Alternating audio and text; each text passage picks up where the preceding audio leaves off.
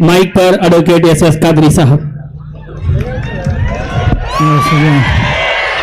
अस्सलाम वालेकुम। डायस पर बैठे तमाम मेरे मोतबर रहनुमा, मैं आज वक्फ अमेंडमेंट एक्ट पर जो प्रोटेस्ट हमारे बीजापुर में मुनक्कद किया गया है, जो all India personal law board की जानिब से किया गया, ये नेशनल लेवल प्रोटेस्ट है।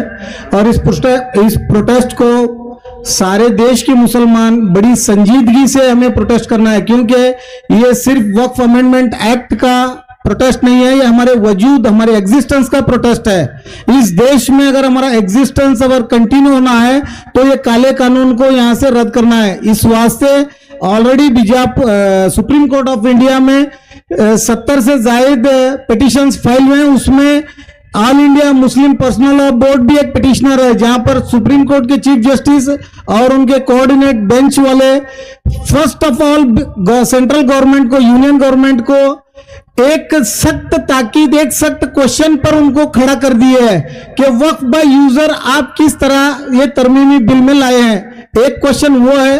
दूसरा क्वेश्चन सुप्रीम कोर्ट का ये है, अगर आप अपने वक्फ अमेंडमेंट एक्ट में किसी गैर मजहब को एंट्रेंस दे रहे हैं तो आप अपने charitable trust, Hindu endowment properties में आप लोग क्या मुसलमानों को भी जगह देंगे?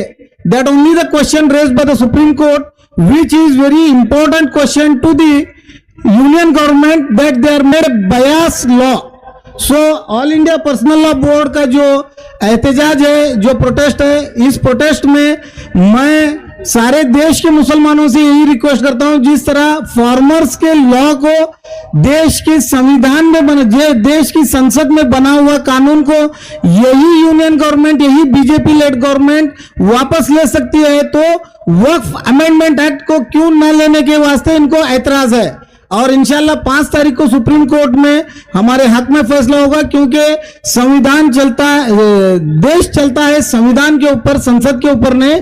और संविधान के कॉन्स्टिट्यूशन के आर्टिकल 14, आर्टिकल 15, आर्टिकल 19, आर्टिकल 25 का वायलेशन है। और जब कभी भी देश में संसद किसी गैर जरूरी, किसी गलत कानून को पास करती है, उस वक्त सुप्रीम कोर्ट इंटरवेन करके, जबकि fundamental right, constitutional fundamental right के स्ट्रक्चर को अगर धक्का होता है तो कॉन्स्टिट्यूशन उसको बर्दाश्त नहीं करता और उसको सुप्रीम कोर्ट भी बर्दाश्त नहीं करता। इस तरह से ये कानून को रद्द सुप्रीम कोर्ट खुद करने का एक राय अमल बना चुकी है ऑलरेडी हमारे सीनियर काउंसिलर। और मैं आखिरी में एक ही बात बोलना चाहता हूं, इस देश की हालत ऐसी हो गई है कि जो देश का प्रधान, जो चौकीदार है, वो अपनी जोरू को नहीं संभाल सका, वो अब कब्रिस्तान को संभालने की कोशिश कर रहा है।